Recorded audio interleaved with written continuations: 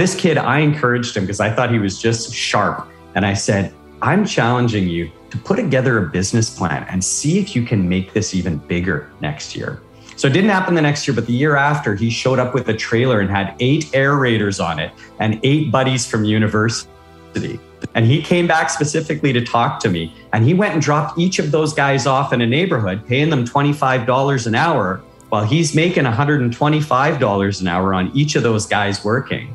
And if anyone's interested in really the nitty gritty of the numbers, I'm a numbers guy. I love numbers. I broke it down in a table in the book to really give an idea of why his side hustle became something so important to him and how he made much more in a short period of time, a 2-month period, than most people make in a year or even 2 years. Hey, Nelson Camp, welcome to the show today. How are you doing, my friend? Russell, I'm doing well. Thank you so much for having me on your show today. I'm honored that you invited me. Oh, Nelson, you just stole the words out of my mouth. I was about to just say the exact same things. Thank you for the time. I know you're a busy guy, and I know you're going away in the next little while to some big masterminds, and you're always out there coaching people and helping people, and you're a mover and a shaker in the real estate world. And I'll be honest, Nelson, you and I, up until just recently, probably within the last 6 months, I haven't had a chance to really get to know you. And I'll tell you, the more I learn about you and the more I hear you speak, the deeper the ocean gets. And I'm looking forward to our conversation today. So am I. Well, I really appreciate the opportunity to be able to share with you today. I've always wanted to take an opportunity to inspire and share, and know that you've got a great group of listeners on your show, and hopefully they can take some great value away and a few nuggets from what they hear today. Nice. So we get to hang out. Right on. Well, so first of all, Nelson, some of your people or some of my listeners and watchers on my channel might not be 100% familiar with you, who you are, where you're from, and all that kind of wonderful stuff. One of the things and I know you're a veteran on podcasts and a veteran on videos and stuff like that. And one of the things I always ask when people tell kind of a backstory about themselves and how they got into real estate, is there a story that haven't shared before, or a unique story, one that you haven't done on many of the podcasts? Is there a unique story of your background that led you into this game of real estate investing?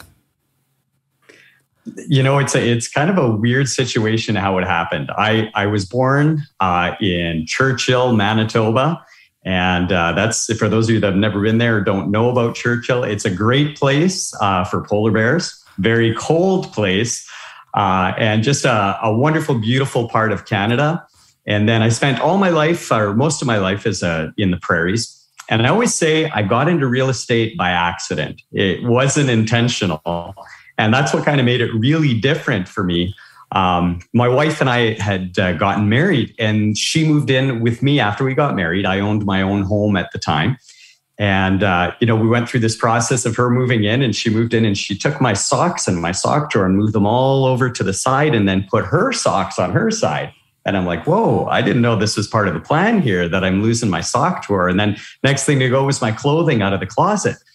And she put all her clothes in the closet. Mine ended up in a box. So we quickly realized that we wanted to find our home. And so I'm driving down the street one day and I see a house for sale in the old Comfrey.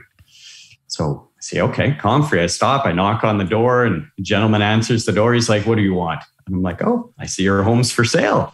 Do you mind if I take a look? And so he invites me to take a look. I go through his home. Oh, looks okay. He invites me to come downstairs. I go downstairs. I see his friends down there. And he's like, yeah, it's kind of my buddy's area. And there's no less than 50 or 60 beer bottles down there that are empty. And he's playing video games. And he's like, well, yeah, he lives down here. I'm like, your buddy lives in your house? He's like, yeah, this is his area. So he had his own little kitchenette and bathroom and bedroom. I thought, oh, what a neat idea. Have your buddy live in the basement. And then he says to me, would you like to see the upstairs? I'm like, oh, I never even realized we missed the upstairs. So he's like, well, put your shoes on. We'll go take a look upstairs. And I'm like, putting my shoes on to go upstairs? I had no idea where this was going at all. So we go out the house, up to the side door, and we go take a look upstairs. And he's got a couple of sisters living up there. And he's like, well, yeah, they pay me rent. They live upstairs and pay rent. And my buddy pays in rent and lives in the basement. So unintentionally, I put myself into a house hack situation where my wife and I moved into the main floor. We did some renovations upstairs and downstairs, made the home beautiful, and realized we were living for free. And that was my first real estate experience in investing, is that we realized we were living not only for free, but with a profit in that first home that we bought together.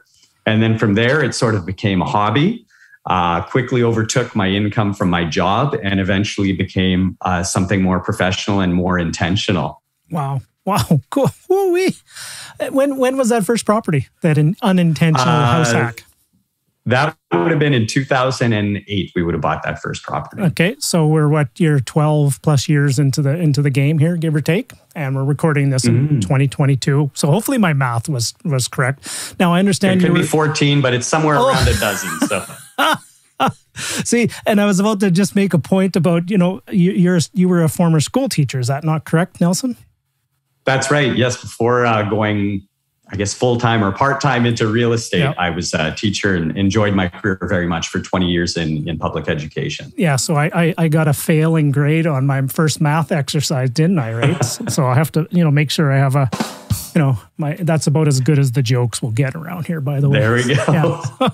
Okay, so it was just by accident. Yep. And then, through grace and blood, sweat, and tears and all the way along, learning new things, became to be something that became much more than just by accident. Yeah. Okay. Now, I have an interesting story about a sock drawer as well with my wife and I as well. So you have a sock drawer story. Now, I know when I was, Crane and I were starting to get really serious. My lovely wife, one year for Christmas, underneath the tree, she wrapped it all up and it was a present and all this kind of stuff. And inside of it she gave me the bottom drawer of the armoire that I could put my socks and underwear in when I was coming over to visit.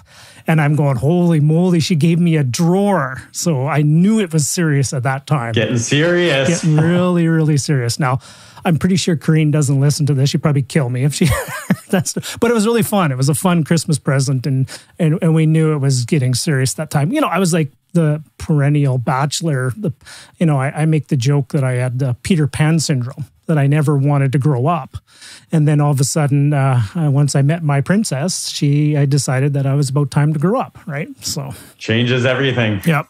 Okay, so that was 14 years ago of my math. And so if we fast forward to today, Nelson, what are you investing in? Where are you investing in? What does your portfolio look like today? Sure. So what we focused on primarily is small multifamily, but we have some medium-sized buildings as well. But small multifamily has been the main focus of portfolio growth. One unique way of approaching the real estate that we did from the beginning is in some situations we did a famous BRRRR maneuver and pulling out the equity. But what I've really enjoyed doing is having the flexibility of, rather than BRRRRing a property, just going for the full HELOC on the entire amount each time. And going forward, I feel it gives a lot more control to the investor over cash flow management, because at that point you can choose, do you really want the money or not? And you can have access to the money without taking it all at the same time. It allows to maintain a strong equity position, but at the same time gives you the flexibility of having access to the cash whenever you need it without having to pay for it.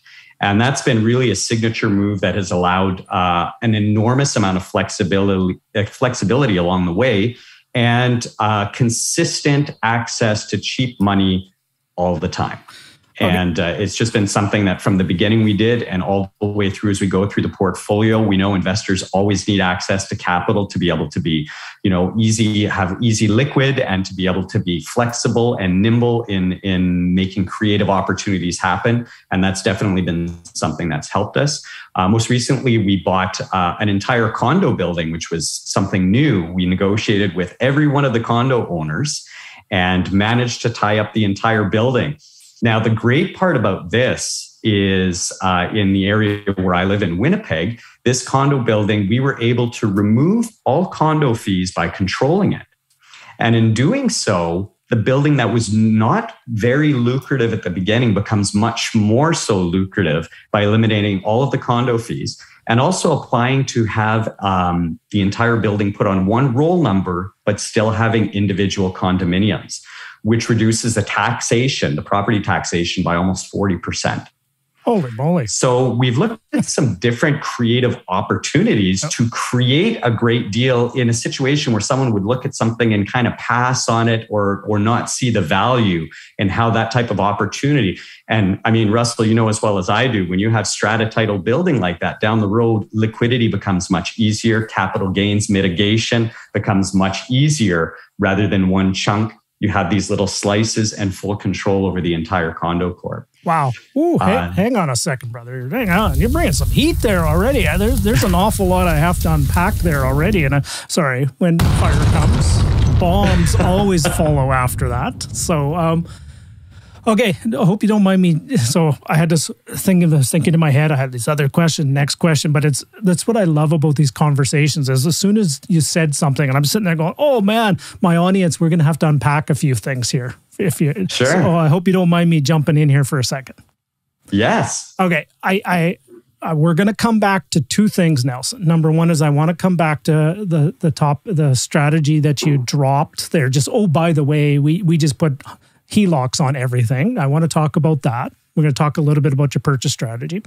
Then we're also going to talk a little bit about the condominiumizing, buying an entire condo property, bringing it back and, buying out all the unit owners. We're going to talk more about that. But I do want to complete the question, your portfolio right now, if you don't mind in just ballpark terms, how many transactions have you done over the past 14 years? And if you don't mind me asking, what are you kind of holding in properties right now?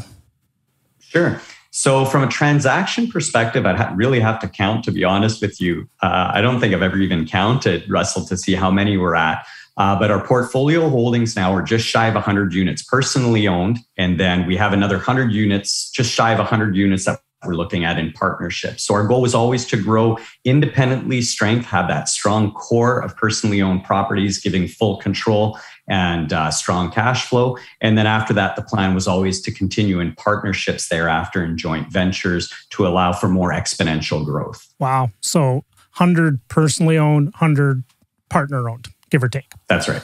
And guys, there will be one day in this game of real estate investing, you trust me on this and you trust Nelson as well, that you will not be able to remember all the transactions. And somebody say, how many transactions, how many properties you've done? Well, I'm not 100% sure anymore. It's just so many. I don't know if it's old age or if it's just that when there's so many of them, you can't remember them all, right? Maybe that's it. You know what? At the end of the day, I like to look at the growth and the net worth side of the wealth rather than the amount of transactions that did take place. And that's always been the game, is to create wealth and to help those around, family, friends, and create wealth with meaning. Yep, perfect. So ballpark, what in asset valuation do you estimate your portfolio is at the moment? It would probably pretty close to about 17 million. Okay. Fantastic. Now, you mentioned, are all of these in the Winnipeg area, or are you invest elsewhere, or where do you primarily invest? So all of our personal holdings are within Winnipeg or a region of 2.5 hours from that center. So that personal value, I guess the valuation for the personal portfolio is just north of 10 million. And then with the additional properties, that'd probably be closer to about 19 million. And that's where we're going outside of our main region, accessing the ability of others to control the property and more so bringing funds to be able to support that acquisition.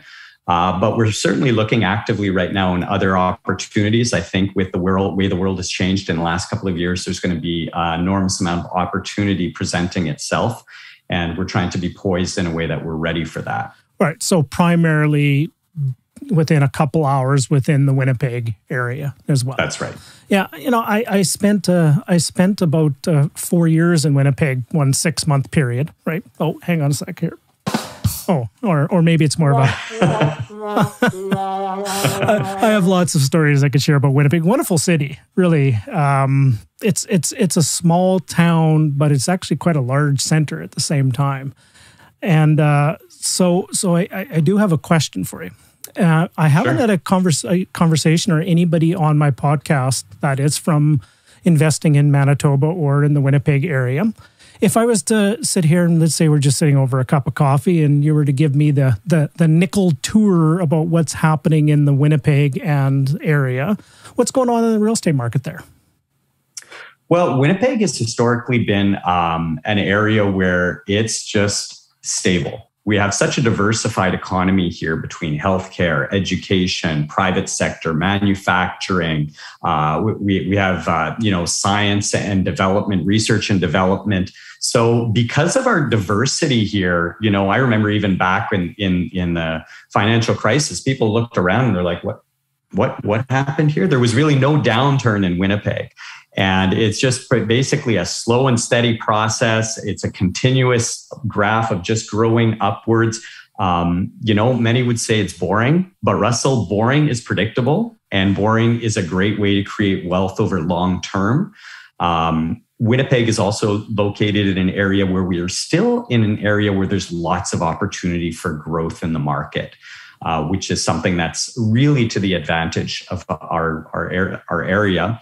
Not everywhere in major centers can you also have strong cash flow in acquisitions, where in Manitoba, not only in Winnipeg, but in Manitoba, there are many pockets and regions where solid cash flow is a possibility if that's the primary objective of portfolio growth. So I think there's lots of good things about Winnipeg and Manitoba. There's lots of pros and cons to every area. And, any wise investor wants to take a look at, does this meet what I'm looking for in terms of an investment region?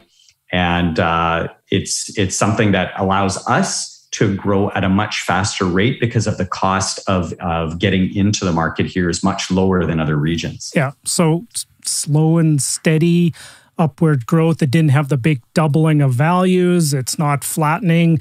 It's steady Eddie, right? Steady Eddie. It really is. And yes, wonderful. We haven't seen that growth as Montreal and Toronto. There hasn't been 30% growth and year over year for us. But it's been a consistent, depending on the region, 5 to 10%, which is still exceptionally strong growth. Yep. But I don't think we're going to see a downturn from that like other areas may. Yeah, I had a conversation with an investor the other day, and they're saying, well, is that market gonna, I invest in Alberta and Edmonton, and Edmonton's, I call it the steady Eddie market as well. They say, well, is it gonna drop like, what's happening out in Eastern Canada or in Vancouver? And I go, well, to be honest, it never really it never really went up, doubled value. Since 2020, I think the number was like 17 or 18% growth over the last 2 years. So at best, it might be flat for a year at best. Meaning it's not going to decline significantly. And I would hazard a guess Winnipeg would be the same thing. I'm going to share a story with you. Winnipeg. So when I got transferred to Winnipeg, I was with Kraft Foods. I'll keep this one short. I will. But it's a funny story. I was there, and I was transferred there, and before my possessions arrived, it was south. It would have been South Winnipeg on Pembina Highway down there. And I don't know, it's probably not there anymore, but I think there was a pub called the Sir Winston Churchill or something at that time. So I was there. It was in April. Hockey playoffs were on. Nothing of my possessions had arrived. I didn't even have a TV yet. And I go, well, I want to go watch some hockey. So I went over to the pub over there I'm going to walk in there and, get a bite to eat and watch the hockey game. So I'm walking in and I go, geez, there's awful lot of women in this bar. I go, geez, this could be a very interesting neighborhood if there's lots of women around this area. So I'm sitting there and I go in there, turn my back to thing and watching the hockey game. And then all of a sudden the lights go down and the big DJ voice, ladies, for your first dancer of the evening. It was ladies' night, and the male strippers were coming out. And I'm sitting there going, oh dear. I go, do I leave or what? So I sat there and I go, okay, well, if I'm here. So it was a very interesting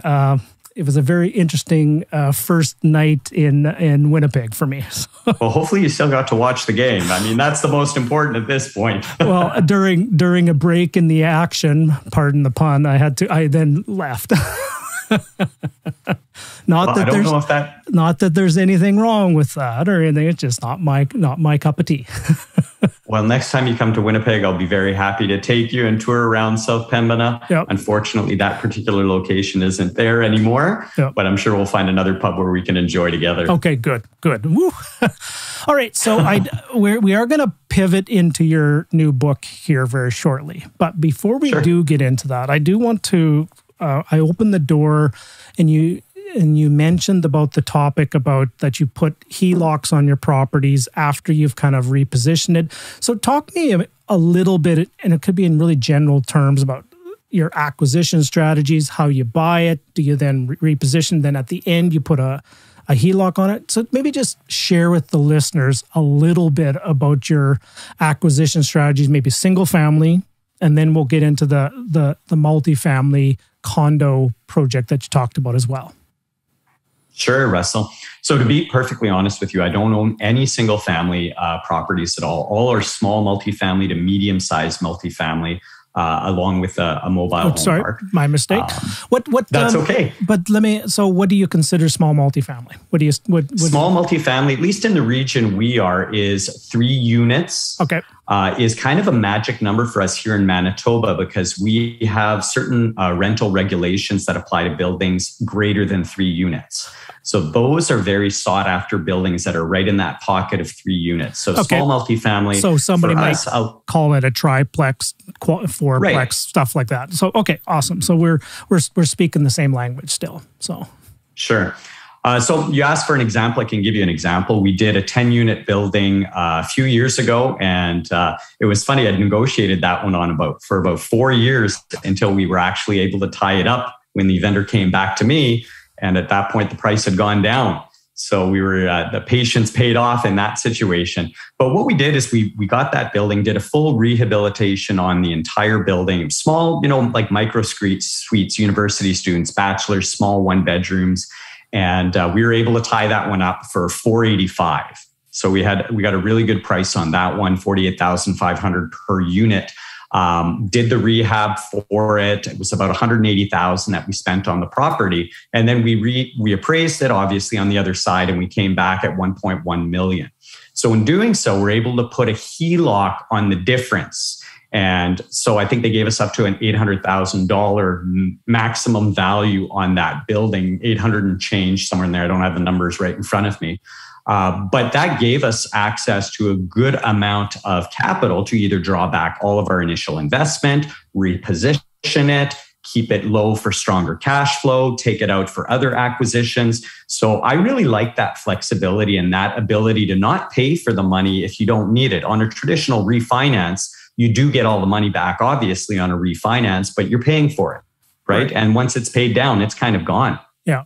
Wow. This is perpetual access to liquid capital. And that's really what motivates me in being able to use that methodology rather than the traditional BRRRR methodology. Okay. So I'm as we have already established, I'm slow on math. So I'm trying to keep up, and thank you for sharing that. So in this example, you bought it for $485,000. You put about $185,000 into it, right? Yes. $185,000. So you're into it for $670,000. That's what I got. Okay. Now, when you first acquired it, how was it purchased? Was it purchased with a mortgage? Was it purchased with investor capital? Was it purchased with your own personal money? How did you first acquire that property? So that one, the bank liked it. We already had a pretty good track record with the bank. One of the things the bank didn't like is that there was a lot of vacancy in the building. And that, for me, presented opportunity. I created a great pitch to the bank that we already had a relationship with. They saw a track record of other projects that we'd done previously. And so they were ready to support us in the project. So they financed 75% of the project, along with 75% of the renovations off the top. So out of pocket, really, which was just access out of another credit line, was minimal investment for our initial work on the building. So it worked out really nice. We do finance it up front on the renovation. And then upon submitting the documentation to the bank, they they issue the 75% of the value right away. Okay. So that in itself is a great way to allow us to both purchase it with a minimal amount of and a maximum amount of leverage with a minimal amount of actual liquid being put into the deal. Okay, so you acquired it on essentially 75% loan to value plus also 75% of the construction costs at the same time. So let's call it 515 and change, or 513 and change that you got a mortgage on it. And then how long did it take to kind of reposition all the units? We did the full reno in about 6 to 8 weeks. 6 to 8 weeks. Wow. 10 units. 10 units, but like I said, they were micro suites, right? Many of them are studios, the size of probably your master bedroom. And, students love that kind of space. That 350, 400 square foot space is great for students. They've got their own bathroom, their own kitchen, their own space. And it allows for affordable housing. We invest in neighborhoods that are very close to both universities and hospitals. And we tend to find great tenants by focusing on those regions. Okay. Wow. So I'm trying to seriously keep up because your brain is firing at a like lightning speed, and I'm just trying to keep up. Okay, so 685 into it. You said you got a valuation after it was said done. Was it 1.1 million? Was that correct? 1.1 million. I'm just going to do the math here along with you of what was then released. And then you got 75%. 75% of that brings us to the 825. Oh, 820 for the full value of the HELOC. So the additional, the traditional part at the beginning remains a mortgage, and then the additional amount is released as a HELOC. Okay, got it. So you would have had like the 513 you got would have just stayed as a mortgage, and then all the additional capital was a HELOC that you have access to. Correct. Okay, so in essence, in this scenario, there's like $300,000 of available equity that you can borrow against. That's right. Hang on, that delivers, right? So that way we can use that money to reposition it at any given time. We can use it on a partnership with someone else who may need some help in a short-term situation to avoid that erosion of equity that's not being used, right? The more and more as we see inflation grow, we have opportunity for flexibility. But again, if we want to leave the value there with the smaller mortgage payment and the higher cash flow, if that happens to be what our motivation is during a period of time, during a year, it allows for a significant amount more planning on the taxation side as well. Yeah. Wow. Brilliant. Okay. So in ballpark numbers, that 10 unit property, what kind of cash flow does something like that generate in your portfolio in the Winnipeg area? Sure. In our last fiscal year, it was about $2,600 a month cash flow. So $260 per unit. Wow, that's fantastic. Right. And that was with a higher amount being pulled out. So I don't know what it would have been exactly if we didn't have any of the equity removed at that time. But at the end of last year, that's what the numbers were we were looking at the end of last fiscal year. Took some capital out on the line of credit to redeploy into another asset, probably. That's right. Wow. You're a sharp guy there, Nelson. Right? You got to understand your numbers in real estate, be able to move quickly. And that's something that's really helped us. But I mean, this one, Russell, wasn't quick. It was a 4-year deal through relationships and continuing to work with the vendors until the timing was right. Yep. Not just a pretty face. You got a little bit of chops behind you as well, right? And I would imagine that's kind of what you would consider kind of a bread and butter deal for you, whether it's a 3-plex, 4-plex, 10, 12, 18. That's kind of, if you see something pop up like that, Nelson's writing an offer potentially. That's right. I actually wrote an offer on that one without even seeing it when I heard they were ready once again for an offer because they turned down two or three previous offers. Yep. So at that point, I'm like, I don't need to see the building again. I know what kind of condition it was in. I'm assuming it's not in any better condition than when I saw it. Let's just write the offer right now. And the lender you used on that, was that kind of a commercial lender, a local bank, Big Five? What kind of lender was that? So that one was a credit union, a local credit union here, and definitely on the commercial side. What are the credit unions in the Winnipeg area, the big ones? One of the biggest ones would be Steinbach Credit Union. But there's also Access Credit Union, which is growing as well. They just did some great acquisitions. So we try to work with a whole bunch of different lenders, as many real estate investors do, just to kind of spread the portfolio around and have more relationships. Yep. And that's really worked for us. Yeah, and it's there's crazy amount of capital in that whole Steinbach area around that whole thing. Mm-hmm. That whole corridor from Brandon to Steinbach with Winnipeg and kind of in the middle is crazy amount of wealth going through some of those. There certainly is a lot of wealth. They call it the Manitoba Bible Belt, that whole area along those small towns. And just really strong agriculture, and there's an enormous amount of capital that's there. That's for sure. And if you needed to get a new vehicle, Steinbach is the place where you go, isn't it? You remember that? Yeah. That's what they say. Okay, so we're going to touch quickly on that condo unit you talked, because you opened the door, and I'm fascinated by deals. I love deals. I love just dissecting deals. And sure. I love dissecting that. And we are going to get to your book. Just to preface it, what's the title of your latest book, Nelson, and when is it coming out if it's not out already? So that one is just launching as we're recording that. I'm not sure when your listeners are going to get a chance to listen to it, but it's called Lifestyle by Design, and it's achieving true wealth. The whole book concept is about whole wealth and achieving that type through financial independence. So it's called Lifestyle by Design. There it is. Yep. And just a great opportunity that we had to kind of put something together. We'll get a chance to talk about it a little bit later, Russell. Really excited about this book. We're definitely going to unpack this here in a second, but I'll tell you, though, I'm sitting here and I was going through it. Thank you very much for sending me an advance copy to go through it. And I was quite blown away by some of the heavy hitters that you had on the forwards and the testimonials and stuff like that too. It's like you're a very well connected guy there, my friend.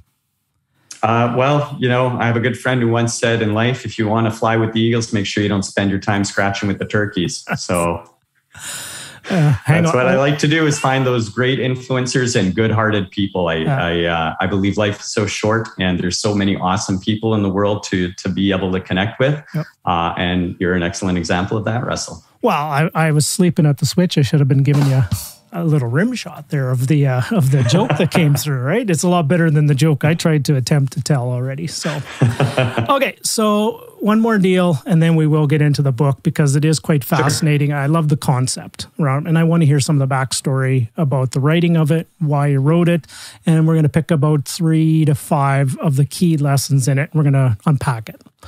Okay, so the condo unit that you just let me reframe that. The condo building that you just bought, how many units was it? It was all strata titled. Tell a little bit of the story about how you got each of the unit owners to agree to sell it to you. And then maybe we'll just walk through that story a little bit. Sure. So that one is, it's a beautiful heritage style building in Winnipeg, beautiful brick face building. And we tried for probably 3 years to acquire that one, working with the different vendors. And that's a little bit of a challenge, because you're not negotiating with just one individual. You're negotiating with 7 different owners. They were all owned by different owners. So again, it's relationships and timing. And the timing wasn't necessarily right in that period, but through patience and keeping good relationships, we were able to eventually come to terms with all of the vendors. Some of them not quite as reasonable as others, but I like to see things as a whole, and I like the deal as a whole. So we were able to eventually come to terms with that one. And that one was a great building. The units are all quite large and set up in a unique fashion. So I believe the smallest one is about 900 square feet, and that's a 1-bedroom. And the largest one goes all the way up to 1,400 square feet, and that's a 4-bedroom.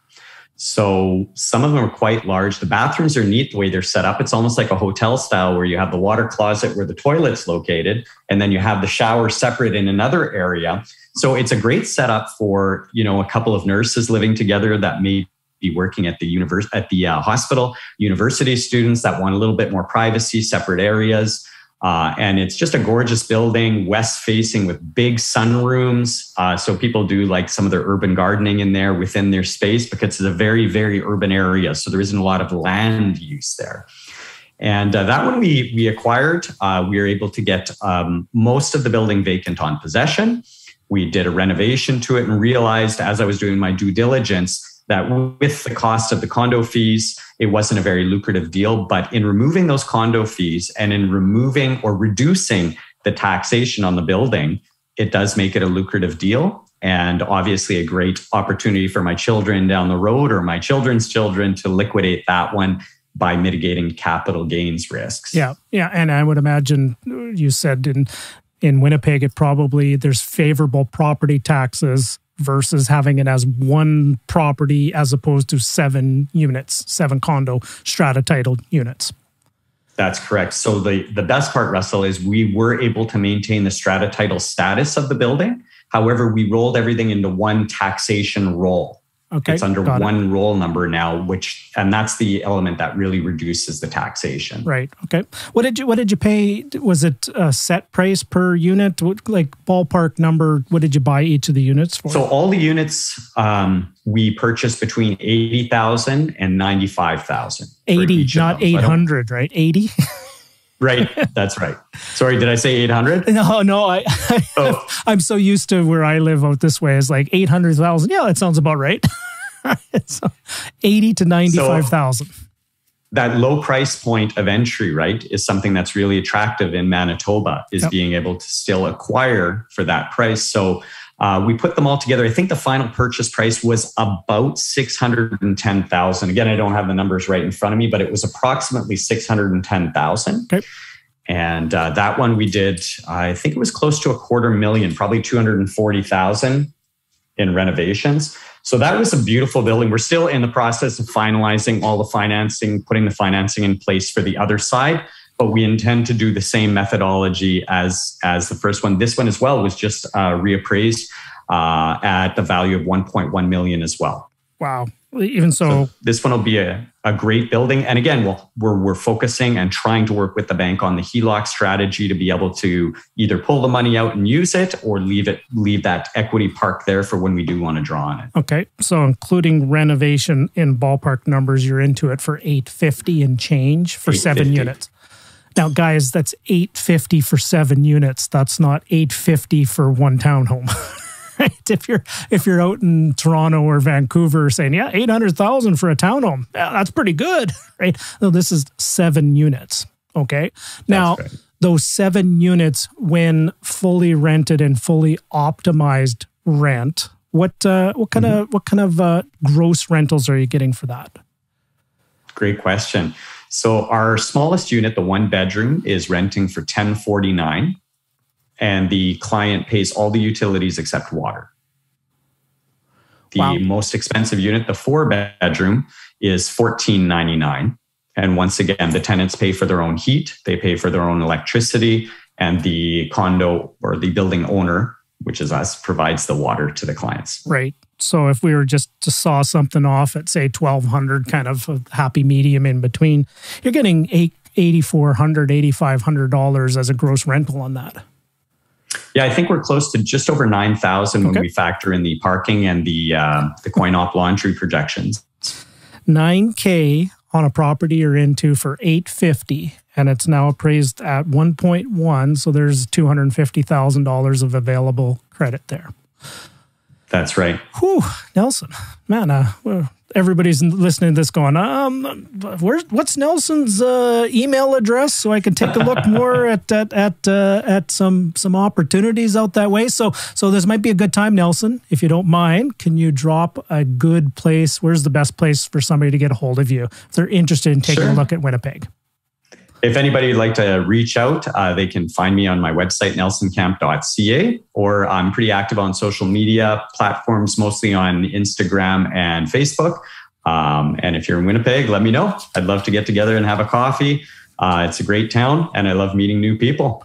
Nice. Well, there you go, my friend. So, all right. So I did promise we're going to get to your book, but honest to goodness, Nelson, I think I'm already sensing that there's going to be another conversation that we're going to be having here too. Because honestly, we could probably just talk deals until the cows came home.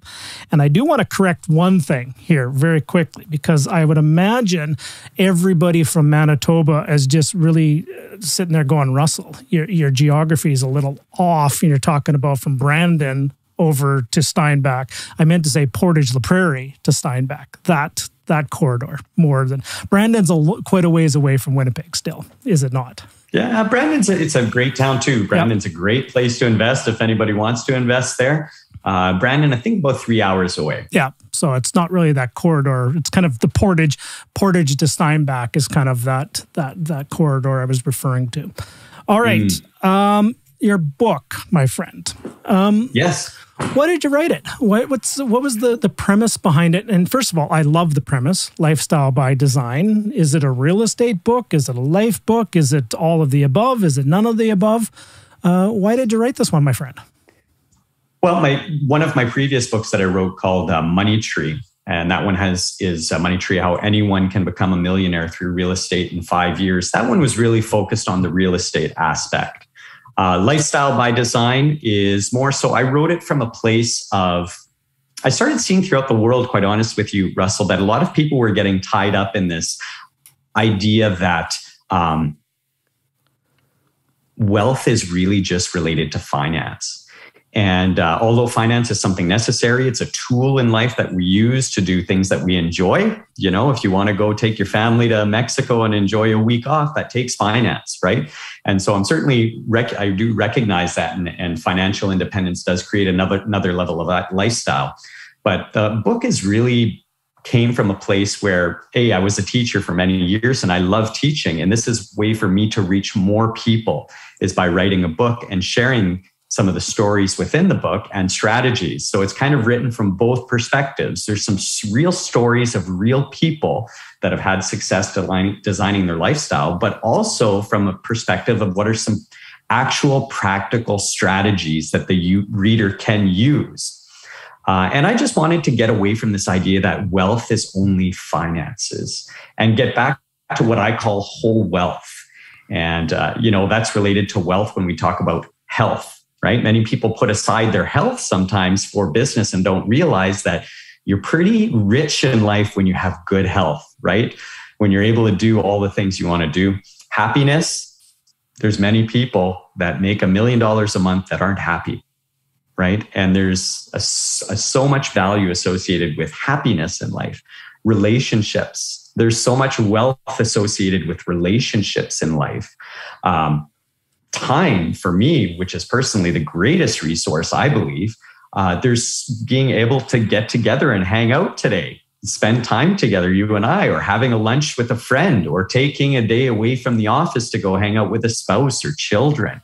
That time and all of these things, bringing them together, bring to what I call what is real wealth in life, is a balance in all of these areas. So that's really what spurred me to write this book. Yeah, so it really goes one step deeper to fulfillment, really fulfillment of life and purpose and things like that. And I think that's a very needed book that's a book that's out there. Like there's lots of, I call it there's an endless supply of how-tos. The endless supply of the how-to book, how to invest in rent to own, how to buy a multifamily, how to condo convert, how to get financing, lots of that kind of stuff. But at the end of the day, it really does come down to the why. Like, why are we doing this? And at the end of it, you can amass the giant portfolio and you look around and go, geez, that kind of sucked, right? If you don't have the fulfillment at the same time, it just, well, what's the point, right? So, awesome. So, now I have a couple chapters that I want to dive into here, if you don't mind. Or I'm going to ask a question here. And I know we never want to say which is our favorite chapter, right? But if you were to sit there and go, what is a chapter that has a deep meaning to you that you would like to share with everybody here today? Well, can I answer with 2 chapters? Look at you over-delivering. Yes, 100%. I wrote the book in a way where I thought that there was value and, meat and potatoes and all of it. There is definitely the mindset portion that I feel is really important because everything starts with mindset.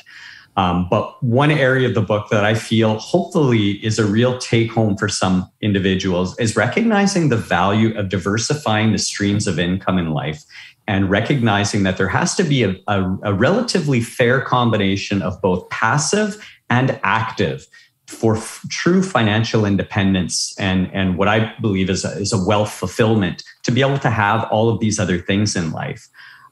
There are many people in life that are very rich and they have no wealth. And I want to really make a distinction between those two. And I do in the book. And, through different stories, especially in the active income and the passive income sections, we look at real strategic methodology of, okay, everybody wants passive income, but how do I do that? What are some different ways to get passive income and to make income as passive as possible? And just for any listeners that are listening that aren't really familiar with that definition, active income would be something where you're trading your time for money.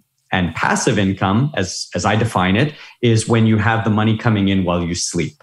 You're really, whether you get up and you walk the dog or you get up and you go click away at the computer, it doesn't change anything. That same amount of, or relatively same amount of money is coming in one way or another. So there are some great examples of some stories in the active income portion. And I think a lot of people start with like a side hustle, Russell, when they have a dream in life and they want to, test the waters and do something a little bit different. And that active income tells some stories of some people who did it through something like crypto, through people that did it through, there was this one young kid, if I can tell one story of the kid, because I really like this kid. Yep. And he came to our house. Well, he didn't even come to our house. I went to him. I was in my house coat at home. I think it was a Saturday morning and I heard this engine outside. And so I'm looking out the window and there's a kid with his aerator. And I know where you live, the lawns are always beautiful, but where I live, we got to take really good care of our lawns. And an aerator simply just puts plugs of dirt out of the ground, allows for more water penetration and air penetration. And so I looked out the window, I'm like, I should get my lawn done. So I go outside, I'm chasing him in my house coat, waving money at him to come and do it for cash. And he's like, sure. So he does my lawn, takes him about a half an hour. And I'm like, how much you want? He's like, well, $60 is what I charge. So I give him the $60. I'm like, good for you. Took you a half hour. So how many lawns do you do an hour usually? And he's like, well, I do 2. And I'm like, so how much are you making an hour? Here I am doing a financial plan with him of his business. He's like, well, I make, I guess I make about $120 an hour. And I'm like, good for you. How many hours are you going to work today? He's like, well, I'm going to work till the sun goes down, 10 hours. This kid was a hustler. And I'm like, so let me get this straight. You're going to make $120 for 10 hours today. He's like, yeah. So he's taking home $1,200 in one day. He's going to come back and do it the next day. People are all outside in their house coats waving their money because they want to make sure their lawn looks good too. His marketing was basically the engine of his motor running. Anyhow, this kid, I encouraged him because I thought he was just sharp. And I said, I'm challenging you to put together a business plan and see if you can make this even bigger next year. So it didn't happen the next year, but the year after, he showed up with a trailer and had 8 aerators on it and 8 buddies from university. And he came back specifically to talk to me. And he went and dropped each of those guys off in a neighborhood, paying them $25 an hour while he's making $125 an hour on each of those guys working. And if anyone's interested in really the nitty gritty of the numbers, I'm a numbers guy. I love numbers. I broke it down in a table in the book to really give an idea of why his side hustle became something so important to him and how he made much more in a short period of time, a 2-month period, than most people make in a year or even 2 years, just because he was motivated to do it and try something a bit different. So that was a great success story in the active income that, will always stick with me because I have a fond place for that individual. Wow. Woo-wee, hang on, my friend. Woo-wee, bringing the fire. And of course, bomb gets ignited after the fire comes here. All right, so now Nelson, I know, and I see this when I hear anybody who ever's talked about you, is you're held in very high regard. You're a wonderful coach, a wonderful teacher, a wonderful facilitator, a wonderful speaker, counselor, all the above. So with what you did with that young man who did that, so if somebody came to you and they're sitting here going, okay, I'm working for BC Hydro and I'm going to use BC. Oh, let's go. What is Manitoba's MTS? Let's go. Is the MTS still out there? It's Bell MTS now, but yes. Yeah, okay. Bell MTS, Manitoba Telecom System, I believe. System. Yes. Okay, so somebody's working as a laborer for MTS and they're wanting to, potentially make that pivot from active income into passive income. Do you have a process that you kind of walk people through of how you do that? Do you have, what's the secret sauce that you do? Now, I know it's a big question and a big onion, and we'd have to unpack it for a better part of years in many respects. But what would you talk to somebody? We're having coffee, and I just kind of told you I'm looking to get out of my 9 to 5 and get into an entrepreneurial venture. How do you kind of walk me through and start that process? Great question. And as well, you know this, Russell, there's many different ways to be successful in real estate. And that's one of the most awesome parts about it. There's so many different ways to create wealth and income through real estate. And there's so many ways that you can do within real estate of creating wealth and income. So what I would probably say to that individual is I'd probably try to narrow down with them, what's your magic number?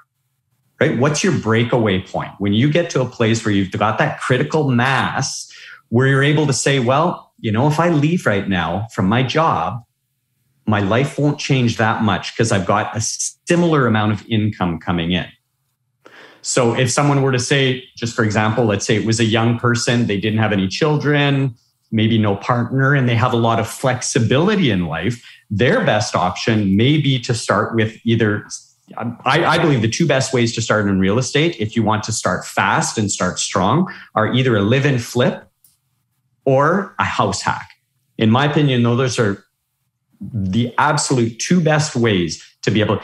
And now, one's more capital heavy, with you get the payoff on the other side, and the other one is more obviously heavy on the passive income and ease of lifestyle. But those, in my opinion, are the two easiest way, maybe not the two easiest, the two strongest ways to break into the real estate market. Right. The advantage, of course, of doing a live-in flip is you can live there for a period of time. You need to live somewhere, but not everybody can live through a renovation. And if you have the flexibility of being able to live through a renovation, maybe you're only using the bathroom sink while the kitchen's being done, you live there for a period of time and sell it. And if the intent is to enjoy it and live in it for a period of time, we have an opportunity of not paying capital gains on that if the intention is to live in it. Right? Yep. That has to be the true intention of the opportunity. The other side, the house hack, what my wife and I did when we started out, we were living without a cost of any mortgage, which is obviously in most cases, other than taxes, the biggest line item on anyone's budget is going to be their home expense. So I think those two ways, in my opinion, are the strongest ways to break into the market. Yeah. And so step one, if I'm to bookend this for everybody, step one is you do kind of a why analysis, why you want to do it. And then more importantly, you do a numbers analysis on what is the magic number. And then you reverse engineer a plan in order how to get there. And that's what I would do with someone probably if we were having coffee is figure it out. And if they say, well, let's just, you throw out a number there. They say, I need $3,000 a month to be able to just pay my required bills in life. Then they have an option. If they want to flip it, I would just tell them, hey, so you need to make $36,000 in 1 year on a flip, or on multiple flips is what you would need to generate, right? And then you can draw on that money little by little throughout the entire year, but you're trading that for 2,000 hours of your job. Yep. Yeah. Now, what if you had an extra 2,000 hours a year? What would you be able to do with that time? Yeah.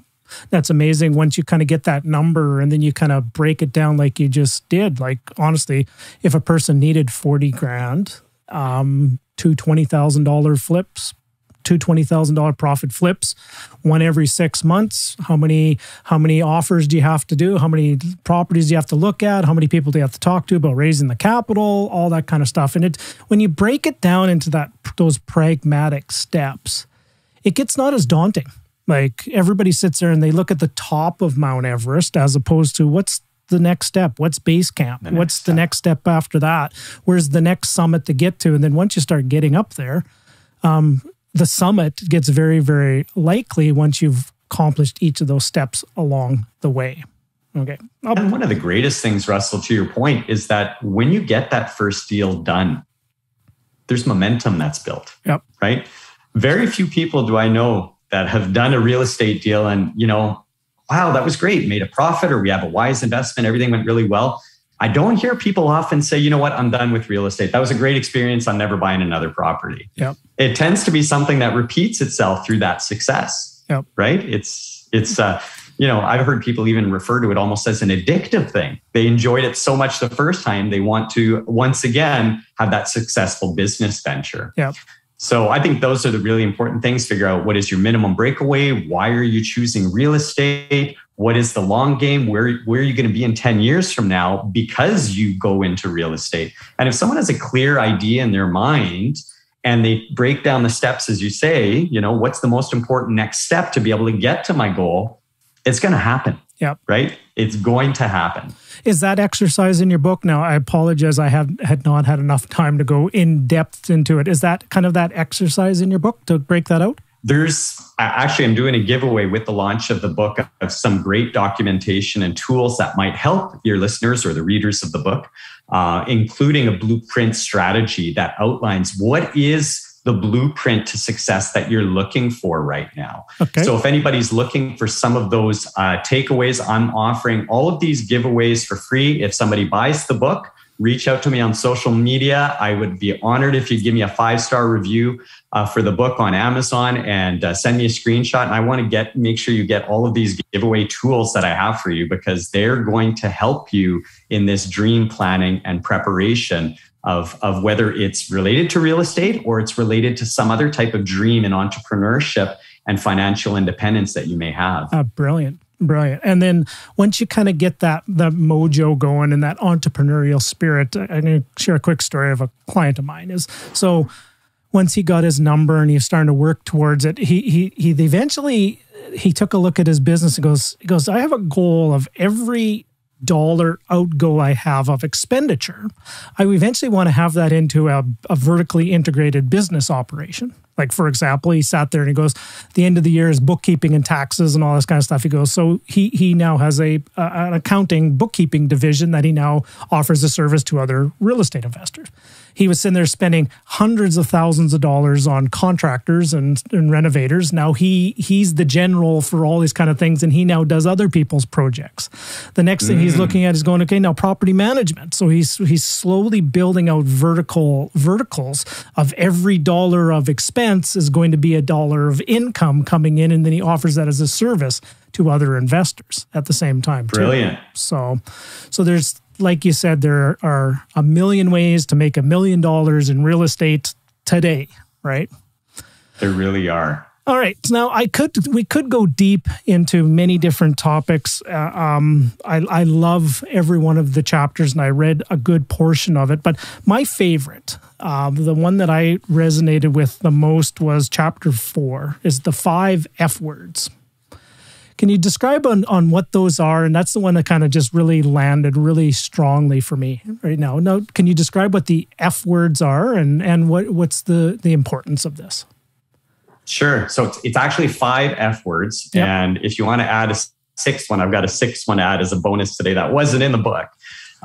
But these are areas of life that I've found personally, if you keep them in order, and the order is important, it allows for a good balance in life. It allows for a well-rounded individual to be able to grow in entrepreneurship and whole wealth as a person, and not just get focused on, any one thing that may happen to be that shiny object that I'm chasing right now.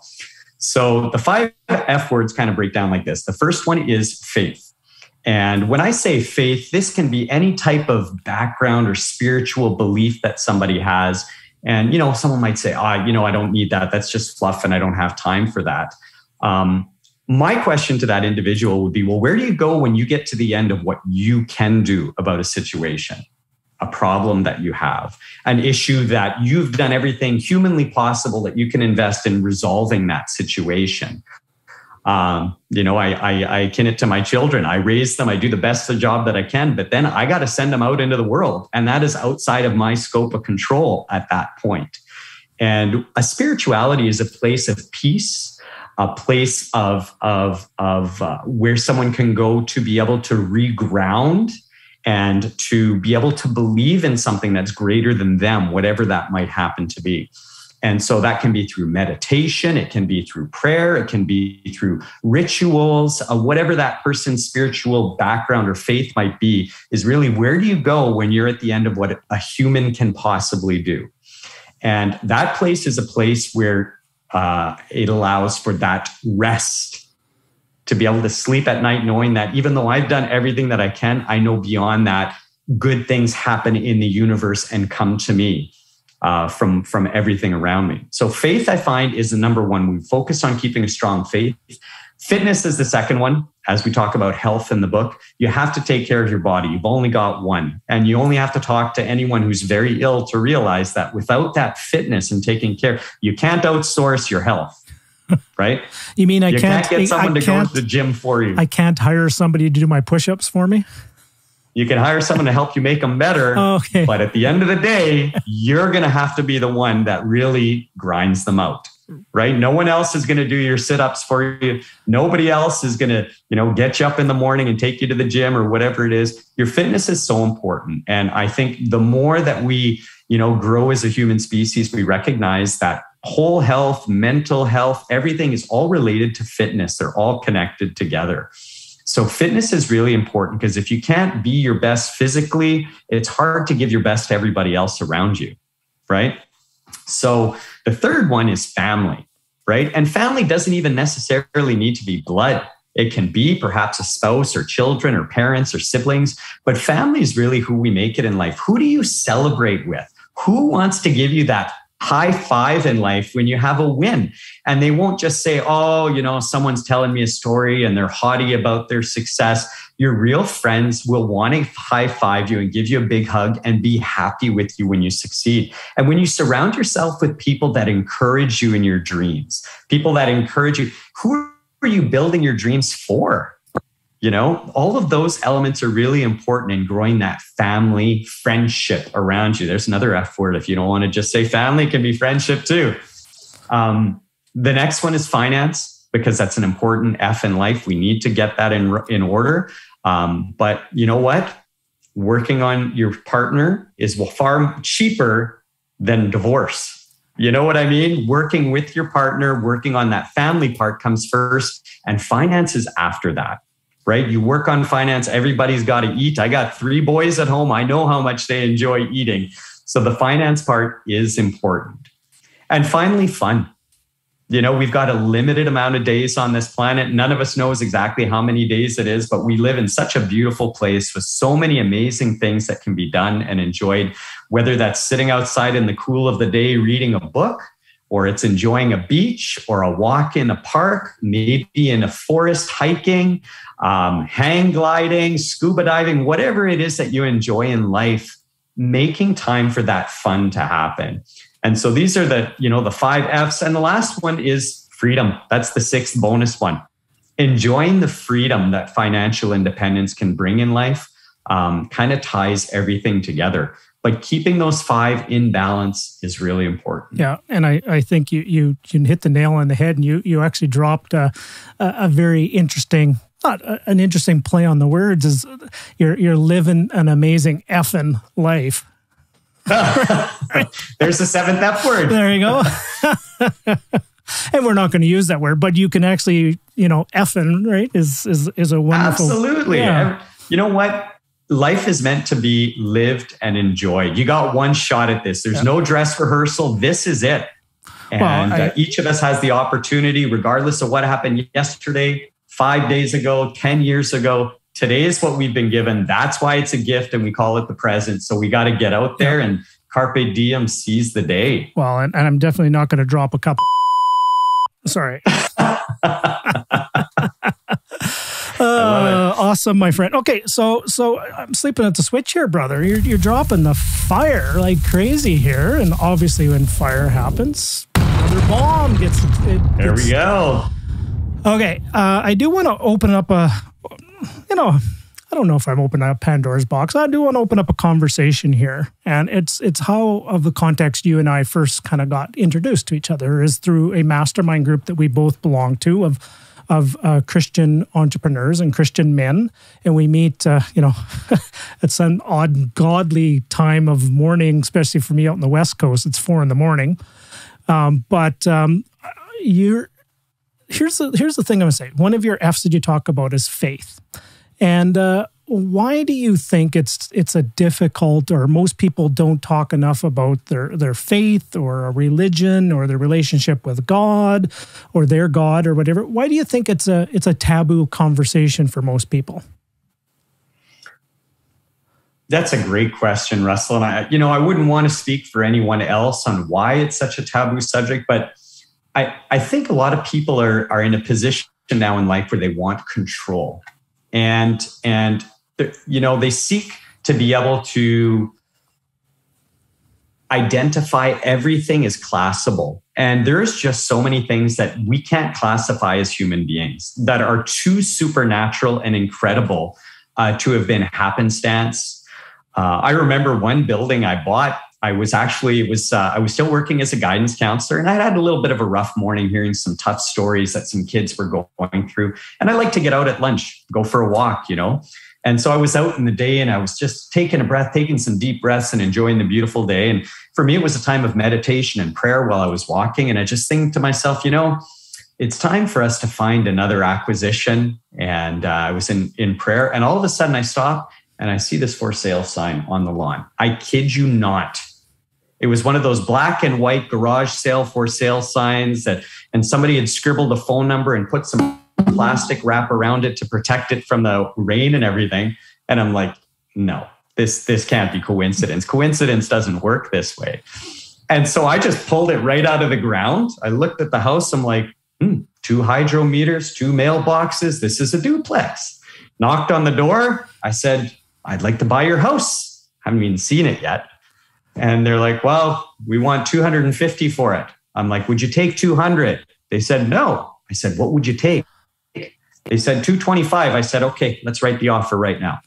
And that was it. Of course, I went through the house with them and wrote the offer in that moment. But it's through things like that in my life that I realized that is too unreal to be a coincidence. And that there's a greater power around me that is drawing good things to me as I open myself up to the world to bring good things to others. And so I can't, to answer your question, I don't know why it's a taboo subject for many people. It's maybe a control thing, but I'm willing to give up control in certain areas of my life to things, to know that there's great abundance available. And some people call it energy. Some people call it the universe. Some people call it God, creator. I know there's an immense amount of things going on that are beyond what we can understand. And that's hard, I think, to digest sometimes, being able to say, yeah, there's stuff going on that I'm not aware of. That can be intimidating, right? And that may be part of why people don't want to go into that area of life. But speaking from my perspective, there's just been too many things like that example, Russell, that have taken place that just make it undeniably to me that there are things that go beyond what I'm able to control. Well, I guess you've just recontextualized a burning bush into a burning house for sale by owner sign, huh? That one was like that. Where's the bum bum? Yeah, sorry. Oh, hang on. I actually did tell a joke, didn't I? Sorry. There it is. And that building was a great one. We ended up it was an empty basement, nothing being done with it. Side entrance, boom. We put in a third legal suite. It became a triplex and a great cash producer, $1,500 a month. So the abundance transferred from supernatural to tangible, and then got even more improved through what I was able to do and see in the final result. Yep. So again, it's just one example, one house. And yes, it does have a monetary value, but for me, it has more than just a monetary value. It has a very significant value because it was something that I believe was gifted upon me from abundance. Yep, 100%. Now, and I know it may be one of those topics that not everybody wants to have a conversation about, but the more I dive into my spiritual side and spirituality side, the more I'm seeing that people do have a spiritual side that they're exploring. And I know for a fact you're always willing and would love to have conversations with people if they do want to have that conversation as a guide and somebody out there as well. And I know you've done lots of missionary work and you've done lots of work like that as well. Do you have a way for people if they would like to dive further into a conversation with you? Like, what would be some next steps that you would help if somebody was looking to expand on their spiritual and their faith side of things? Sure. So, I mean, I'm by far not, a spiritual guide or I haven't got everything figured out in my life. I'm trying to do it every day, just like everybody is. But if someone did want to reach out to me, you're more than welcome to do so. I do try to get back to as many people as quickly as I can. We have such a short, limited amount of time on this earth that it's important to be able to reach out when you feel something. I always say people feel a calling. When they feel that there's something calling them, that tends to be a time when they're ready to maybe see what else is out there that I haven't figured out yet in terms of my spirituality. And, like I said, I'll never pretend that I've got everything figured out in life. I'm certainly not there. It's a journey, right? This is a marathon. We're all on it together, helping one another. And if I can plant a seed somewhere and help somebody out, I'm very happy to do so. Well, I'll tell you, for somebody who does something every day, I think you're being really humble and modest about that. That somebody who practices his faith quite, pardon the pun, religiously, is you do have probably more depth and knowledge than you're leading on and sharing with people here as well. So could be another conversation for us to have. But I did want to open that door, like just open it for many people that are probably watching or listening. They might be just saying, yeah, we don't have enough of these conversations about our faith and our spiritual side of things, and I think we need to talk about it a little bit more. At least be open to talk about it, as opposed to just shut it down. I think most people think about, when they think about religion, is they think about when they were a kid going to church, or they think about the person on the corner of the thing with the sandwich boards and preaching the gospel and all that kind of stuff. It's so much more than just that. So, anyways. Yeah, I think that's kind of the package of the weirdness that kind of comes across, or that cliche idea. And that may be one of the things, as you say there, Russell, that kind of makes people shy away from talking about it. And if someone's not ready to talk about it, it's okay to ask questions too. Yep. Instead of talk about it, ask people questions and see what's right for you. And I know, Russell's you're an incredibly a man of high integrity. And, I enjoy spending time with you because you are a man of incredible, not only because, but in addition to that you are a man of high integrity. And, if there are people that want to ask questions, usually that calling in life comes because it's the right time. Timing is always so important for everybody.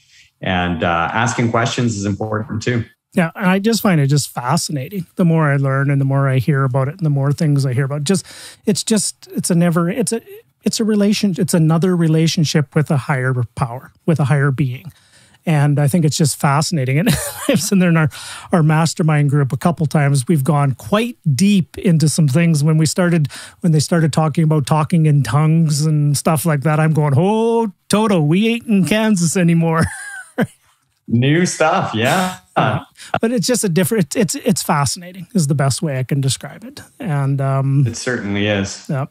All right. So Nelson, what I wanted to do from here is I wanted to, we're going to start wrapping up, but I do see this being another conversation. Would you be open for another conversation down the road, my friend?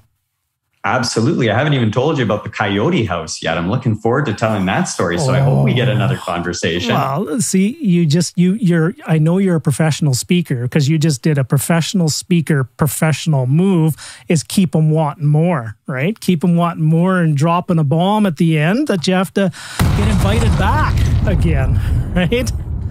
That's the idea. All right. I have one final question I want to leave with you here shortly. But one more time, can you just drop the best place that people can get a hold of you if they want to have a conversation, and where can they pick up your book, and where can they get all those bonuses that you talked about? Sure. So my website is nelsoncamp.ca. If you'd like to get my book, it's available on Amazon. I have several books on Amazon, but search Lifestyle by Design and Nelson Camp. You'll be able to find it on Amazon. I'd love it if anybody felt the value in the book, they'd be willing to give me a 5-star review on the book, because it helps me reach more people with the message in the book. That would be really appreciated. And in turn, it helps more people make a difference in their life and design the lifestyle that they want. If someone does want to get the bonuses, send me a screenshot of that through social media or through email at my website. And I will be happy to get you all of those documents, which include things from processing, the proper time management, the blueprint to success in life. We're talking about your budgeting your business. We talk about great tax saving tips.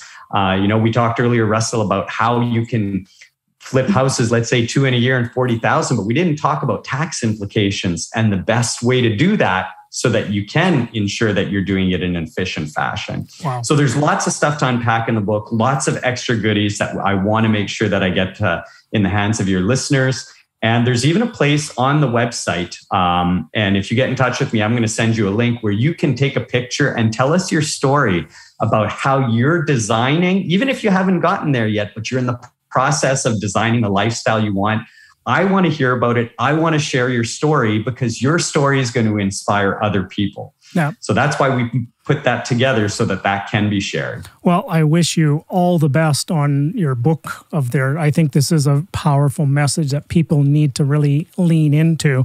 And before I do ask the last question, I do want to offer you something. I want to offer you I've just been, even though we haven't known each other for a long time, you've made, in a short period of time, I've made a very deep and profound impact on my life, on people's lives that are part of the same mastermind that we're part of. You literally just came in and it was just like, wow, who is this guy? He's just so deep and so amazing. It's just, you make an instant impact on people.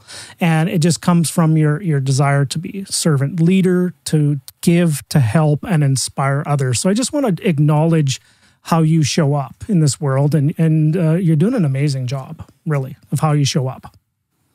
Thanks, Russ. I really appreciate you saying those things. And that's part of what I've always felt in my faith and my vision is impacting people, reaching more people, sharing the message and encouraging people in their success. So thank you so much for saying that. Yeah. Now, it's for one of the last questions, and I promise this will be the last question, is you talk about helping others, inspiring others. And so let's just paint the picture. We've had a couple times where we talked about a cup of coffee over at Starbucks or maybe a pint of beer or something. Let's say you're having a conversation with somebody that's there and they're just feeling a little bit stuck, right? They just need some inspiration, or maybe just some help to take the next step forward. What would be some inspiring parting words you would leave with that person to help them take that next step? Well, I think the most important thing to recognize in life is that the easiest way to get lost is to have no idea where you're going. So I would say, let's go back to the roadmap of where you want to be. I was an author in another book called From Broke to Success, how anyone can get from where they are to where they want to be in life and business. And it talks about that concept of, as well as figuring out, where are you right now and where do you want to go? And then, as you said a little bit earlier, let's articulate, what are the next steps? And even if you don't see the steps in the next 2, 3, 5 days, for today, what is the next step, actionable step? And I'll give a concrete example. Several years ago, I just fell in love with Central American and South American culture, the Spanish language, the people. I spent some time in Mexico as a missionary at one point. And, I told myself, I said, I want to learn Spanish. And I know it can be done. Many people have done it. So I said, what's my plan? What's the most important next step? So I downloaded a language app, and then I started doing every single day a 15-minute to 1 hour lesson. And I created a habit out of it. So if you're stuck, that's where I was. I was stuck. I wanted to learn the language. I have now gone through 1,217 days straight without a break of doing a Spanish lesson. My friend, there is nothing in life that you can do for 1,217 days and not see some type of growth and improvement in it.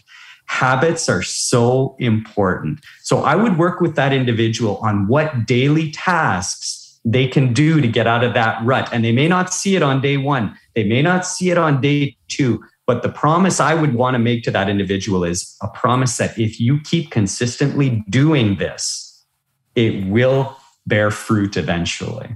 Wow. Woo-wee! Bringing the fire, my friend. So absolutely. And obviously we can't end without another bomb being dropped.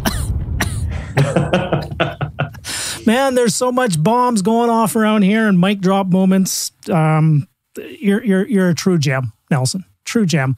And I know you have an audience and things like that. I honestly think you need a bigger audience, to be honest, because of the depth and the amount of materials and content and things that you can provide. I do want to have a conversation another time with you about how do you fit all this stuff in? Like, how do you, with all your properties and your portfolio and writing books and, you know, helping and coaching people and all this kind of stuff, how do you just become the productivity master? I think that might be our next conversation. See, I'm now doing a professional tease moment here as well. So I see that. That's great. Well, I think we're going to leave it there. Thoroughly honored to get to know you, my friend. And I think this is just the beginning of a wonderful book launch that you're having with your book.